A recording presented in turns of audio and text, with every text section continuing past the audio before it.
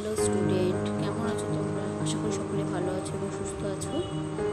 তো আজকে আমরা যে তোমাদের মাধ্যমিকের পাঠ্য বইয়ের যে অংশটা নিয়ে আলোচনা করব সেটা হলো মাইকেল মধুসূদন দত্তের লেখা মেঘনাদবধ কাব্যের অন্তর্গত অভিষেক। এই অভিষেক পাঠ্যাংশটা আমরা প্রত্যেকটা লাইন ধরে ধরে তার অর্থ বোঝার চেষ্টা করব। চলো তাহলে শুরু করা যাক প্রথম থেকে। তাহলে দেখো তোমরা, প্রথমে কি আছে?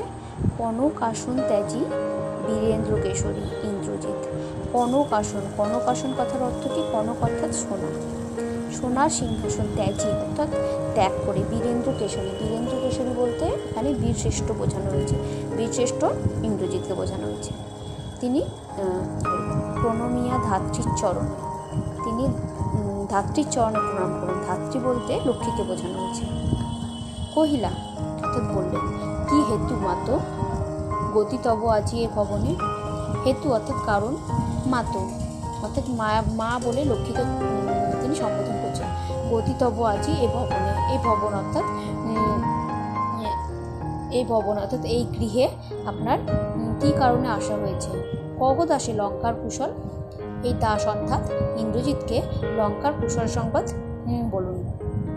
শিরচুম্বী ছদ্মবেশী অম্বুরাশি সুতা উত্তরীলা। শির অর্থাৎ মাথা, চুম্বী অর্থাৎ চুম্বন করে, ছদ্মবেশী অম্বুরাশি সুতা, অম্বুরাশির সুতা অর্থাৎ সমুদ্রের কন্যা লক্ষ্মী। উত্তরীলা উত্তর করিলেন, হাই পুত্র কি আর কহিব কনক লঙ্কার দশা। তিনি দুঃখ প্রকাশ করে বলছেন, কনক অর্থাৎ স্বর্ণলঙ্কার দশা তোমাকে কি করে বলবো।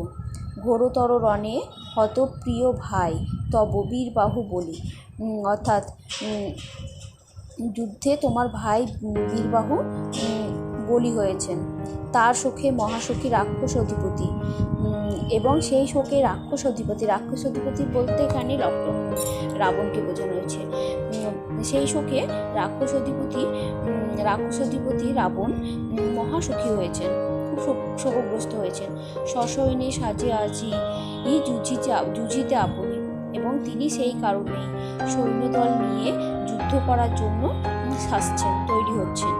জিজ্ঞাসিলা মহাবাহু বিস্ময় মানিয়া, জিজ্ঞাসিলা অর্থাৎ প্রশ্ন করলো, মহাবাহু বলতে এখানে ইন্দ্রজিৎকে, মহাবাহু ইন্দ্রজিৎ বিস্ময় মানিয়া বিস্মিত হয়ে তিনি জিজ্ঞেস করছেন, কি ভগবতী। ভগবতী বলতে এখানে লক্ষ্মীকে বোঝানো হয়েছে। যে কি বললেন আপনি? কে বধিল কবে প্রিয় অনুজে। প্রিয় অনুজ এখানে ইন্দ্রজিতের ছোট ভাই বীরবাহুকে বলা হয়েছে। নিঃসারণে সংহারিণু আমি রঘুবরে, রাত্রিকালীন যে যুদ্ধ, নিঃসারণ অর্থাৎ রাত্রিকালীন যুদ্ধে, সংহারিণু অর্থাৎ হত্যা করলাম কাকে? রঘুবরকে এখানে রঘুদের মধ্যে যে রঘু বংশের শ্রেষ্ঠ অর্থাৎ রাম।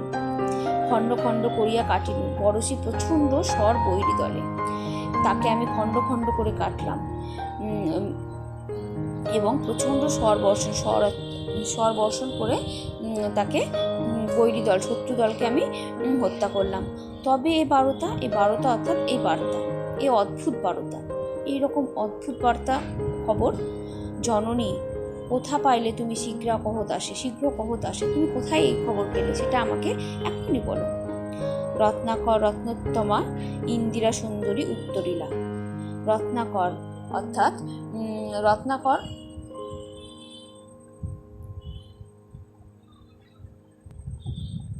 রত্নাকর কথার অর্থ হলো সমুদ্র। রত্নের আকর অর্থাৎ যেখানে রত্ন থাকে, সমুদ্র। আর রত্নোত্তমা অর্থাৎ শ্রেষ্ঠ রত্নরূপ যে নারী, অর্থাৎ এখানে লক্ষ্মীকেই বোঝানো হয়েছে। হাই পুত্র মায়াবী মানব সীতাপতি অর্থাৎ সীতার পতি, অর্থাৎ রামকে বোঝানো হয়েছে, তিনি মায়াবী মানুষ। তব স্বরে মরিয়া বাঁচিল, তোমার যে স্বর সেই স্বরে তিনি মরে গিয়েও আবার পুনরায় বেঁচে উঠলেন। যাও তুমি তরা অর্থাৎ তাড়াতাড়ি, তুমি তাড়াতাড়ি করে যাও। রক্ষ কুলো মান অর্থাৎ রক্ষা করো, এই রাক্ষস কুলের মান সম্মান তুমি রক্ষা করো। একাল সমরে রক্ষ চূড়ামণি, এই কাল সমরে অর্থাৎ এই যে সর্বনাশ, এই যে যুদ্ধ, কিন্তু এই যুদ্ধে তুমি রাক্ষস কুলের মান সম্মান রক্ষা করো।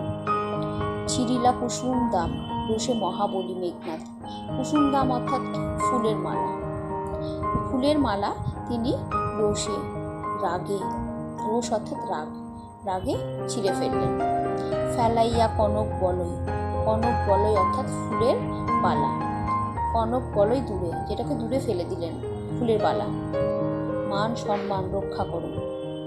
ছিরিলা কুসুম দাম রোষে মহাবলী মেঘনাদ। কুসুম দাম অর্থাৎ ফুলের মালা। ফুলের মালা তিনি রোষে, রাগে, রোষ অর্থাৎ রাগে ছিঁড়ে ফেললেন। ফেলাইয়া কনক বলয়, কনক বলয় অর্থাৎ ফুলের বালা। কনক বলয় দূরে, যেটাকে দূরে ফেলে দিলেন, ফুলের বালা। কনক বলয় অর্থাৎ ফুলের বালা, তা তিনি দূরে ফেলে দিলেন। পদতলে পড়ে শোভিল কুণ্ডল। কুণ্ডল অর্থাৎ সে কানের অলঙ্কার, যেটা পায়ের তলে পড়ে শোভা পাচ্ছিল। যথা অশোকের ফুল অশোকের তলে আভাময়। অশোক গাছের নিচে যেরকমভাবে অশোকের ফুলগুলো সুন্দরভাবে শোভাবর্ধন করে, সেই রকমই তার কুণ্ডলটা পদতলে পড়ে শোভাবর্ধন করছিল। ঠিক মোড়ে কহিলা গম্ভীরে কুমার অর্থাৎ ইন্দ্রজিৎ, তিনি নিজেকে ধিক্কার দিতে লাগলেন। হা ঠিক মোড়ে বৈরী দল বেড়ে স্বর্ণলঙ্কা হেতা আমি বামাদল মাঝে। তিনি নিজেকে খুব করে ধিক্কার দিতে লাগলেন। বৈরী দল অর্থাৎ শত্রু দল বেড়ে ঘিরে রেখেছে স্বর্ণলঙ্কাকে। হেতা আমি বামাদল মাঝে, বামাদল অর্থাৎ নারীর দল, নারীদের মাঝে আমি। এই কি সাজে আমারে দশাননাত্মজ, আমি ইন্দ্রজিৎ। এটাকে আমাকে সাজে, আমি দশাননাত্মজ, দশাননের আত্মযোগ, আমি ইন্দ্রজিৎ। আনুরথ তরা করি উচ্চা বয়ে অপবাদ বধিনী পুকুরে। তাই তিনি তার সৈন্যদেরকে আদেশ দিলেন তাড়াতাড়ি তরা অর্থাৎ তাড়াতাড়ি করে রথ আনবার জন্য।